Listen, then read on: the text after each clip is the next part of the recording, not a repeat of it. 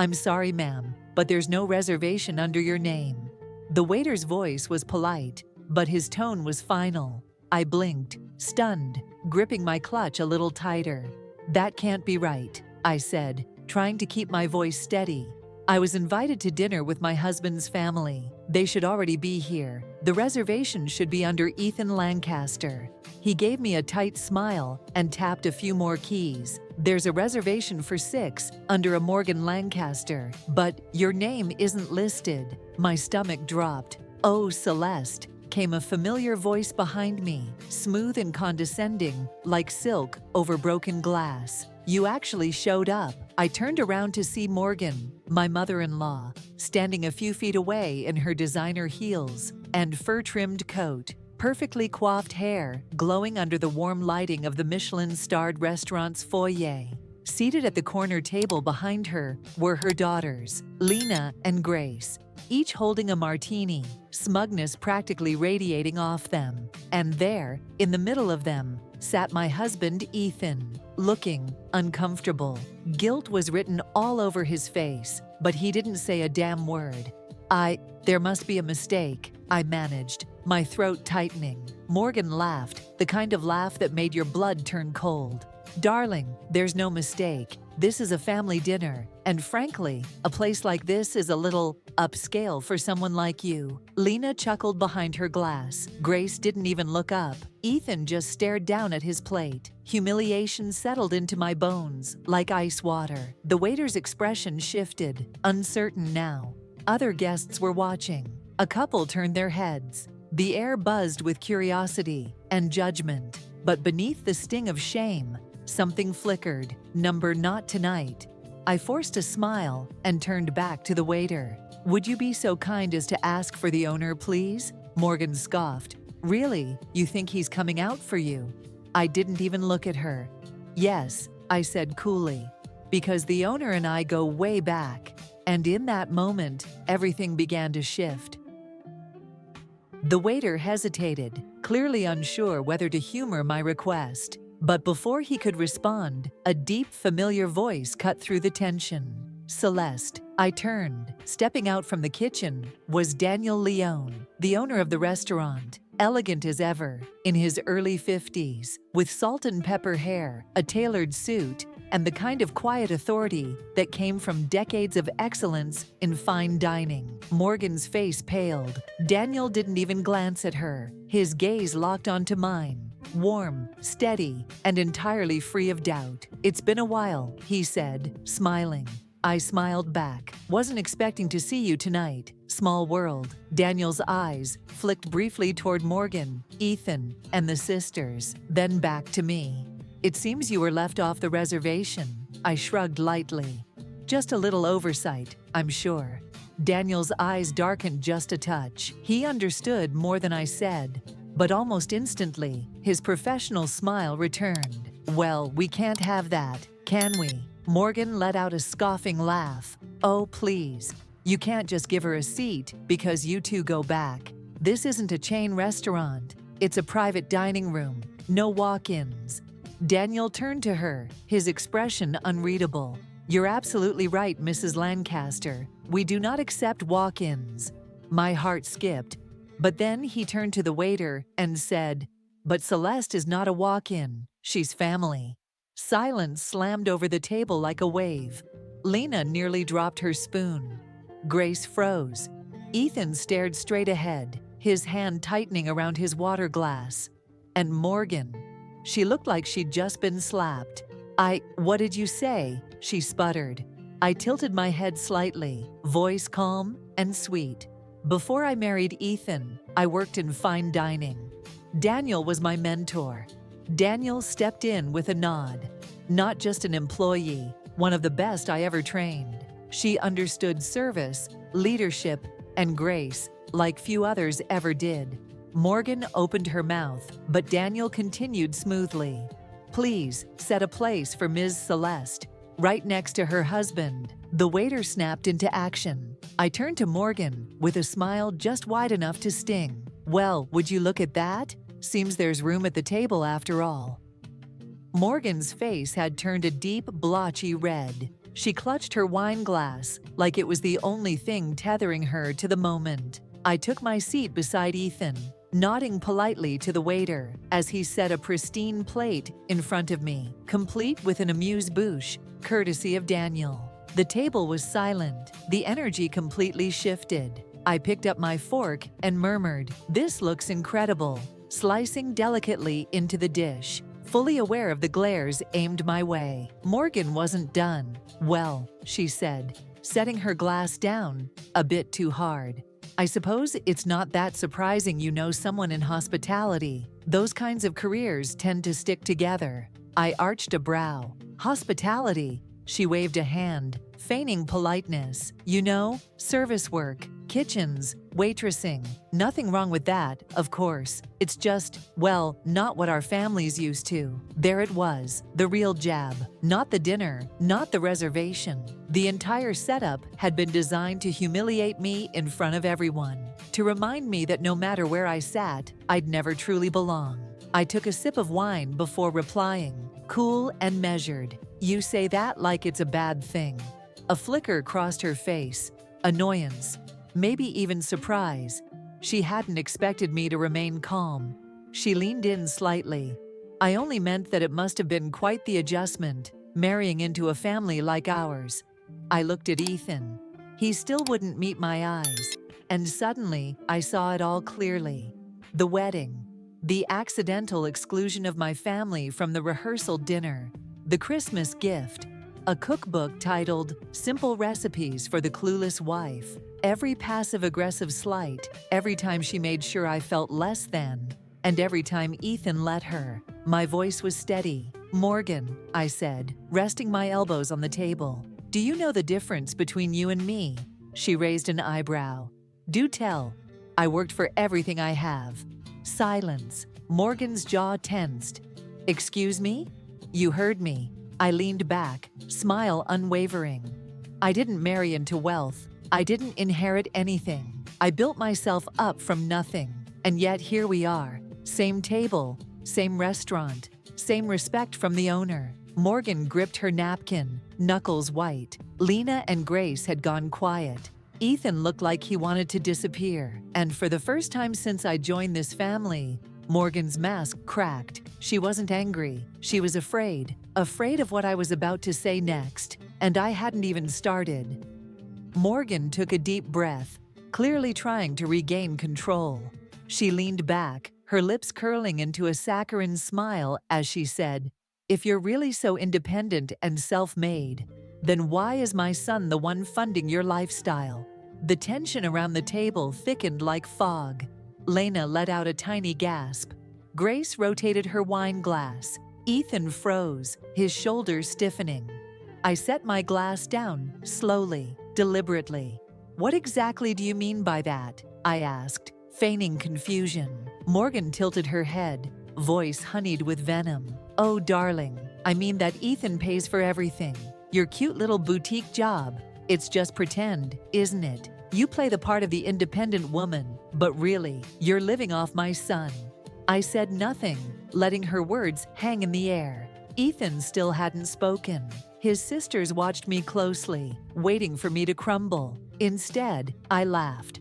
Not a nervous giggle, but a genuine full laugh that made Morgan's smile falter. "Is something funny?" she asked, jaw tightening. I placed my napkin gently on the table, still chuckling. "I just realized, you really don't know a damn thing." Her eyes flickered, unsure. I turned to Ethan, keeping my tone calm and even. "She thinks you support me. That's adorable." Lena nearly choked. Grace's jaw dropped. Ethan went pale. "What are you saying?" Morgan snapped. I exhaled, almost feeling sorry for her. "You still see Ethan as your little golden boy, the provider, the man who rescued me from a lesser life. But the truth is," I leaned forward, my gaze locked with hers, "most of Ethan's successful investments came from my capital." Silence. Utter, devastating silence. Every head at the table turned to Ethan. I continued, steady and sharp. "I was the seed investor. I'm the reason he could even get started. Without me, he'd still be working a desk job and dreaming." Morgan looked like she couldn't breathe. That's not true. That can't be true. I shrugged. Believe what you want, but I have every document to prove it. Ethan doesn't fund me. He benefits from me. And right then, for the very first time in our marriage, Ethan had nothing to say. I didn't wait for dessert. Before it could be served, I stood, smoothed down my dress, and turned to Daniel. Thank you for the hospitality, Daniel. It was lovely seeing you again. He gave me a knowing smile. Always a pleasure, Celeste. I looked at Ethan one last time. Are you coming? He hesitated. His eyes flicked toward Morgan, then back to me. And in that moment, I knew. I knew he wasn't going to choose me, because he never had. And tonight wasn't going to be any different. Morgan looked smug, and I smiled right back, because I had made my choice too. I walked out of the restaurant in silence. The cold New York air bit at my skin, but I barely noticed. My mind was sharp, clear. I pulled out my phone and typed a message to my attorney. We're moving forward. Initiate the process first thing tomorrow.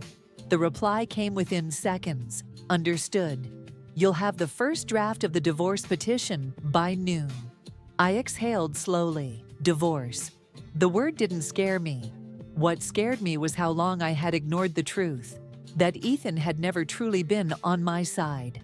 I had been alone in this marriage for years, but not anymore. I got home before Ethan, just in time to do what needed to be done. I walked into his office, where he kept all his investment paperwork. The safe, still the same passcode, Morgan's birthday. Predictable. Inside were all the documents, bank statements, portfolios, contracts, but one in particular caught my eye. The original investment agreement, the document that proved I was the one who funded his business, that he never owned it outright. I snapped a photo and carefully placed it back. I didn't need to take it. I already had what I needed.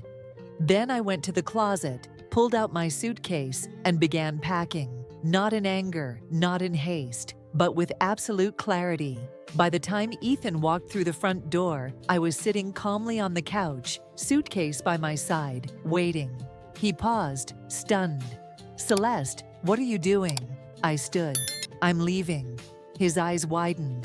Wait. If you think you're walking away from this marriage with half of everything, you're mistaken.